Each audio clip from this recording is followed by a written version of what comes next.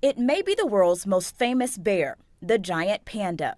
And now that it's no longer endangered, another round of work begins to make sure it stays that way. We still have to continue to do what we've been doing, establishing protections, finding out where they're going, where their ranges are expanding to. Colby Lux is with the World Wildlife Fund, the group that's been working with the Chinese government since 1981 to establish panda reserves.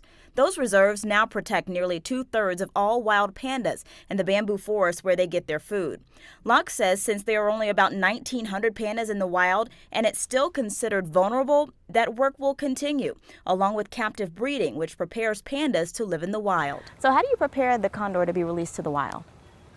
Well, it's pretty complicated. It's something Brian Acone at the Denver Zoo has done with Andean condors, a species considered near threatened. It starts out, for instance, if we're raising the chick, we use a puppet so that they don't get imprinted on humans, so that they don't look at humans for resources. And he says releasing a captive animal into the wild is extremely difficult and rare because you need to make sure they are equipped to do things like find food and fight off predators. Still, he says the effort to do so is worthwhile, and the Andean condor released in South America are proof. We know that they're doing well, and we've had, there's been a number that have gone on and actually formed pair bonds and reproduced. That may not be in the giant panda's immediate future, but it's a goal. One those fighting for this bear hope will be reached. For the Now, I'm Kamasi Aaron.